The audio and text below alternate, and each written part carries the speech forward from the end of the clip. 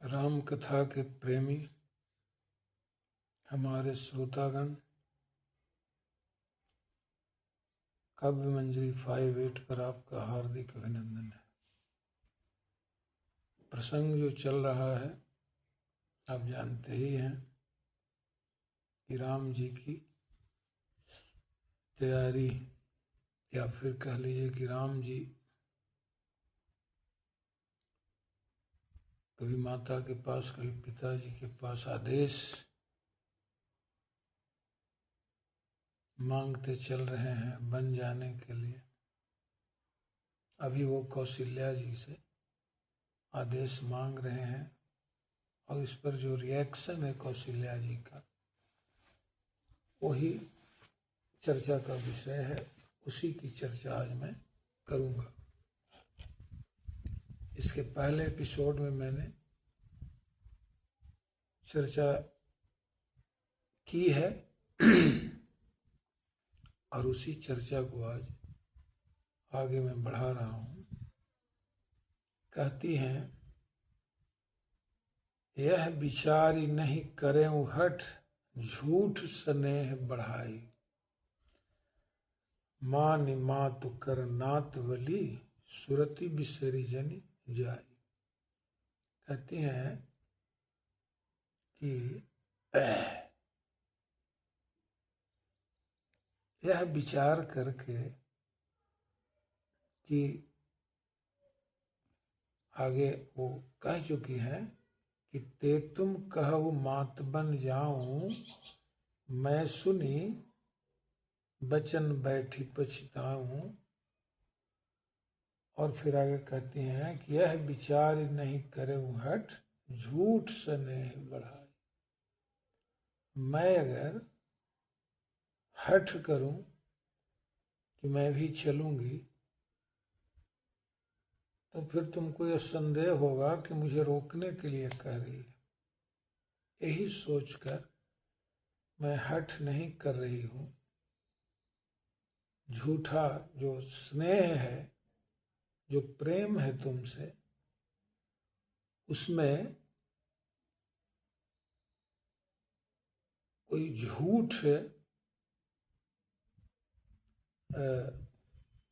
प्रेम या स्नेह तो है नहीं, इसलिए उसको ज़्यादा बढ़ाने की बात तो इसमें है नहीं कि हाँ ज़्यादा हम अगर ये करेंगे, तुमसे हठ करेंगे ना, मैं भी चलूँगी, इससे तो सिर्फ झूठा स्नेह दिखेगा। जो स्नेह तुमसे हमारा है ये तो तुम जान रहे हो, इसमें ज़्यादा झूठ स्नेह बढ़ाई। झूठा स्नेह बढ़ाने की क्या जरूरत है। कहती हैं, मान मातु कर नात बलि, सुरति बिसरी जनी जाई। कहती हैं कि considering me your mother, regarding me your mother, never allow me to sleep out of your mind। कहती है कि कभी अपने दिमाग से मुझे भूलना नहीं, विसारना नहीं।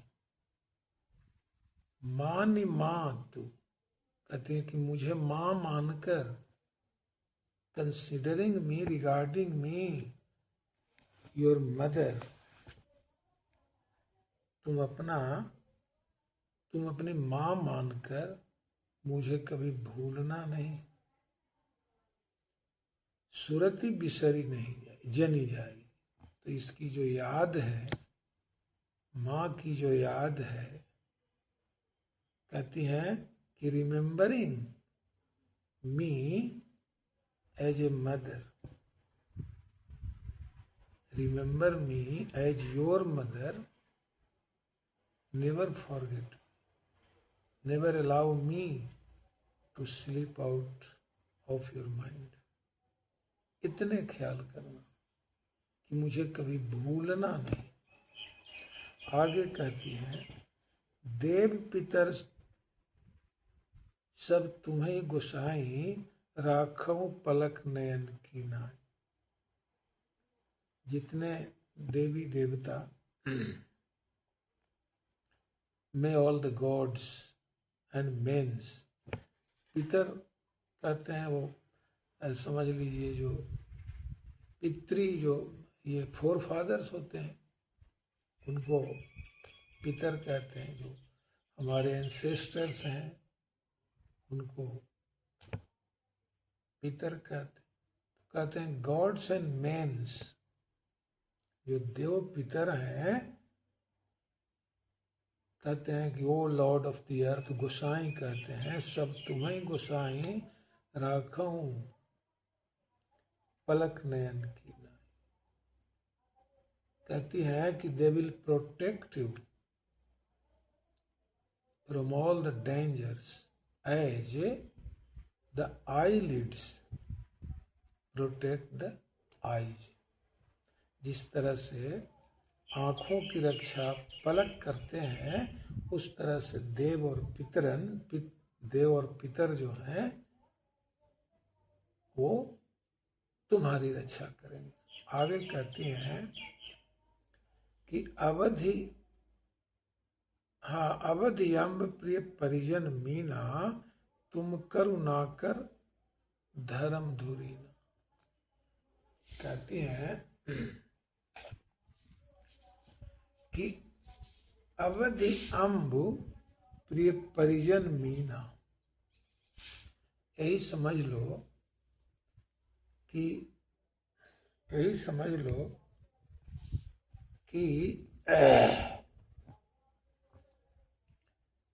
ये जो टर्म ऑफ एग्जाइल है, जो अवधि, जो 14 साल की जो अवधि है, द टर्म ऑफ एग्जाइल, तो ये अवधि, this duration should not Sarpass,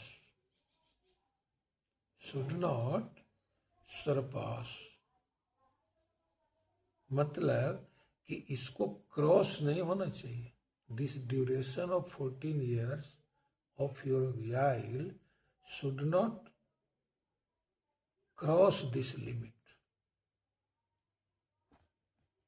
ये 14 साल की जो अवधि है, क्रॉस नहीं होना चाहिए, सरपास नहीं होना चाहिए। और कहती हैं कि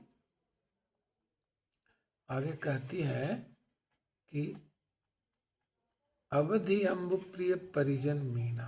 ये समझ लो कि जो ये अवधि है, duration, take me as water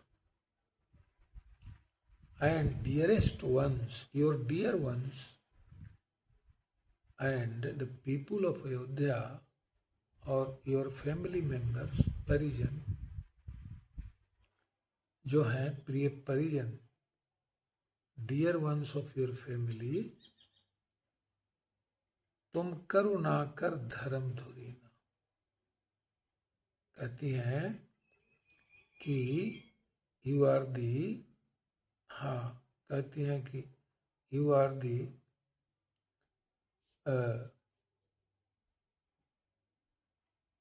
A fountain, you are a fountain of mercy, an embodiment of virtue। करुणा कर है, यानी आप फाउंटेन ऑफ मर्सी है। धर्म धुरीना है, यानी एन इनकारनेशन ऑफ वर्चूज है। तो आपसे यही प्रार्थना हमारी है कि 14 साल जो अवधि है, ये क्रॉस नहीं होना चाहिए। आगे कहती हैं कि अस विचारी सोई करहु पाई, सबहि जियत जहि भेंटों आई। अगर इस 14 साल we would be waiting for your coming back, all the people of Ayodhya would be waiting for your coming back, would be awaiting your coming back. And if you would cross the limit, it may be possible that most of us may die and lose your meeting and may miss your meeting. आपसे मुलाकात ना हो अगर ये cross कर देंगे आप, अगर ये अवधि क्रॉस कर देंगे तो बहुत लोग मर जाएंगे। कहे कि 14 साल तो प्रतीक्षा में, इंतजार में जी लेंगे, लेकिन उसके बाद अगर आप कहती हैं कि यस विचारी सोई करहु उपाय, कहती हैं कि considering this that nobody may miss your meeting, devise some means. कहती हैं कि यस विचारी सोई करहु उपाय, कोई उपाय करिए। सब ही जियत जे ही भेंट हुआ, सबके जीते जी आपसे भेंट हो जाए। कहती है कि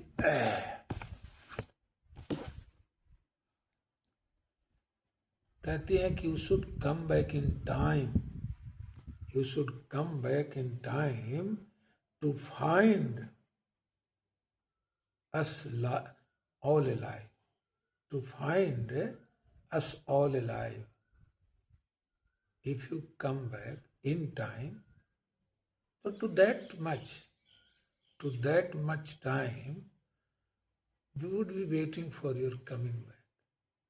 But if the limit is crossed,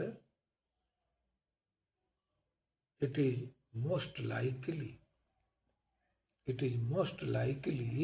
that most of the people, either they be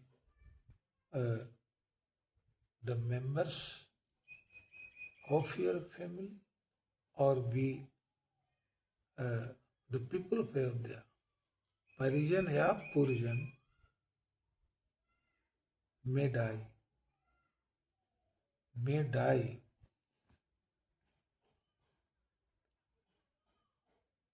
may not be alive, may breathe their last, वो मर जा सकते हैं। तो ये सोचकर लिमिट क्रॉस मत करना। आगे कहती हैं कि जाहु सुखेन बनहि बलि जाऊं, करी अनाथ जन परिजन गाऊं। कहती हैं कि जाहु सुखेन बनहि बलि जाऊं, कह रही हैं कि आप बन जा रहे हो तो उसमें जो तुम्हारे ये हैं नौकर चाकर, जो परिचारक हैं, जो लोग हैं, करी अनाथ जन परिजन गाँव। कहते हैं कि जितने भी लोग हैं, जाहु सुखेन बनहि बलि जाऊं, मतलब कहते हैं कि अगर आप बन जा रहे हो तो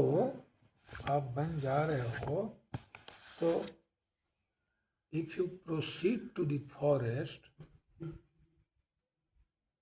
go in or start for the forest in happy gestures. Sukhen, जाहु सुखेन बनहि बलि जाऊं। कहती है कि इन हैप्पी जेस्चर्स या विथ हैप्पी काउंटेनेंस, जो तुम्हारा ये है चेहरा है, वो चीयरफुल होना चाहिए जाते समय। इसलिए कैसे ही all of us are sad at heart, पहले ही हम लोग feeling much agony, at heart, पहले ही काफी दुख हम लोग फील कर रहे हैं, इसमें अगर खुशी पूर्वक न जाओगे, if you do not wear a cheerful countenance, a cheerful look, this would be more agonizing. This would be more agonizing to us. कहती हैं कि all the servants who rendered you very devoted services, very dedicated services,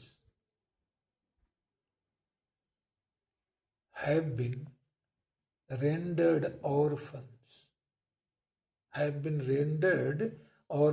by you. मतलब कि you have rendered them orphans who rendered you good services, devoted service. उन नौकर चाकरों को भी तुमने अनाथ छोड़ दिया, अनाथ बना दिया। आगे कहते हैं कि सब कर आज सुकृत फल बीता। कहती हैं कि आज जो तुम बन जा रहे हो,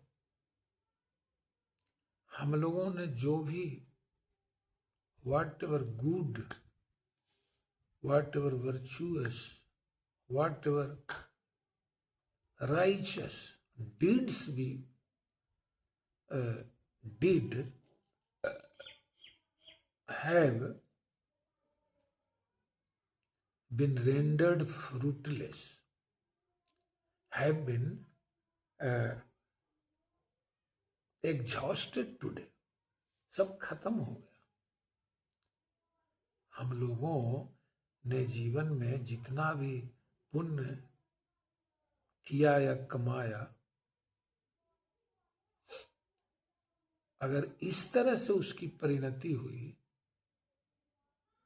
if all those virtuous works of ours have culminated in this way, then what is the use doing good? What is the use doing good? तो फिर क्या मतलब है पुण्य करने का? क्या मतलब हुआ? यही हुआ ना कि हम लोगों ने जितना पुण्य किया वो सब इस तरह से they resulted into nothing. They resulted into nothing. आगे कहती हैं कि भय कराल काल विपरीता। कहते हैं कौशल्या जी कहती हैं कि भय कराल काल विपरीता, virtues already done have been exhausted, and the tide of fortune, जो ये है भाग्य, हाँ भाग्य का जो ये है, जो टाइड है, टाइड ऑफ फॉर्चून, वो क्या हो गया? तो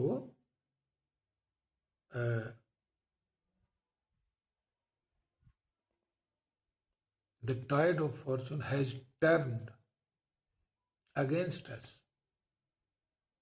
The tide of fortune has turned against us.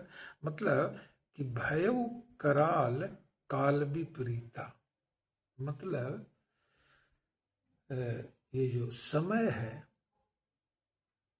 Time has gone against us, समय प्रतिकूल हो गया और कराल भी हो गया, यानी वो कहिए कि डिजास्ट्रस भी हो गया हम लोगों के लिए।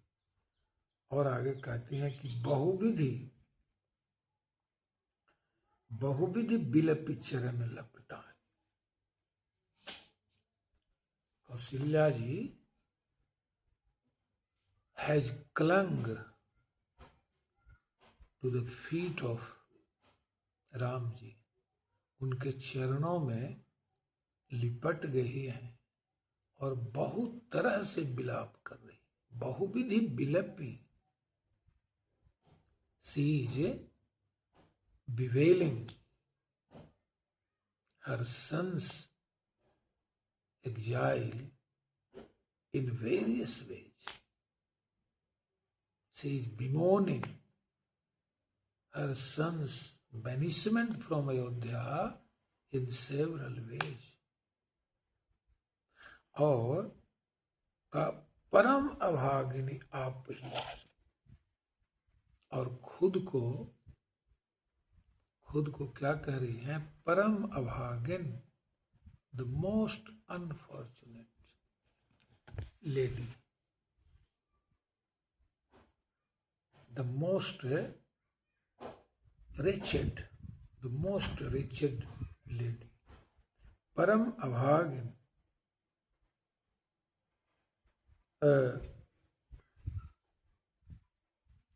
कहती हैं कि हाँ, she is accounting herself the most unlucky woman। आगे कहती हैं,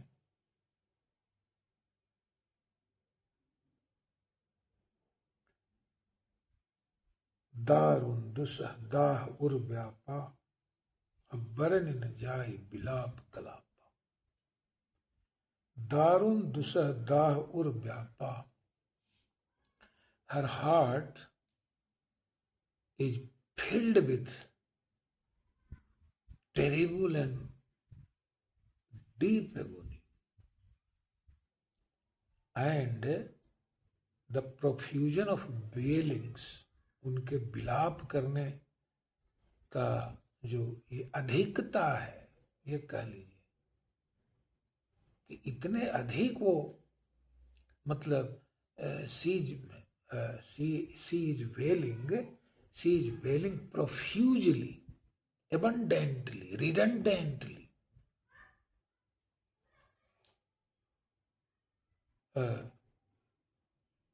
affluently. She is repenting. She is repenting.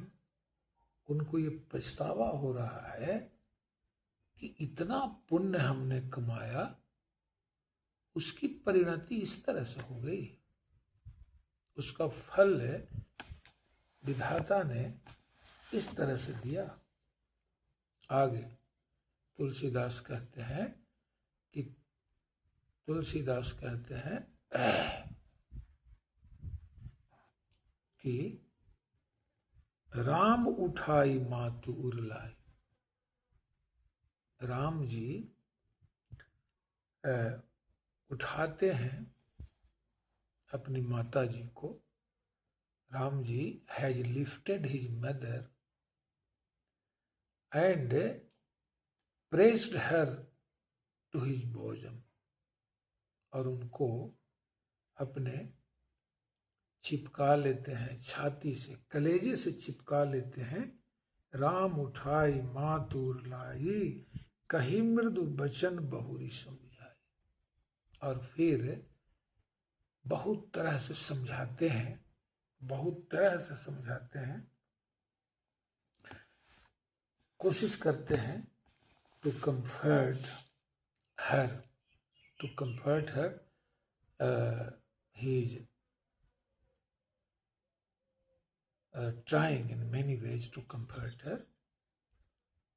तो in soothing words, मृदु वचन, हाँ, कही मृदु वचन, he is saying in soothing words, बहुरी समझाई, बहुत तरह से समझा रहे हैं, बहुत तरह से उनको समझा बुझा रहे हैं, लेकिन ये स्थिति ऐसी है कि जहां किसी तरह के समझाने का कोई मतलब नहीं। अब आगे और देखिए, अब इस तरह की हलचल अगर राजमहल में होगा, इस तरह का हलचल, तो वहां के तो सब लोग, मतलब ये तो this news will spread like wildfire in the whole of the palace. वही हुआ, सीता जी को खबर लग गई, न्यूज मिल गया उनको, what is happening in the entire palace. समाचार ते ही समय सुनी, सिए उठी अकुलाई, जाई सासु पद कमल जुग, बंदी बैठी सिरनाई। उनको ये खबर लग गई कि वो कहाँ पर, वहां तो दशरथ जी को तो मूर्छा टूटी थी और राम जी वहां से आ गए तो उनको फिर मूर्छा लग गई होगी। तो वहां तो कैकेयी और एक अपार्टमेंट में दशरथ जी हैं, लेकिन कौशल्या जी के अपार्टमेंट में राम जी हैं। तो सीधे सीता जी यहीं आ जाती है जहां राम जी कौशल्या से आज्ञा मांग रही है। जहां राम जी कौशल्या से आज्ञा मांग रहे हैं, वहीं पहुंच गई सीता जी। समाचार ते ही समय सुनी, सिए उठिया कुलाई, इन ग्रेट एजिटेशन,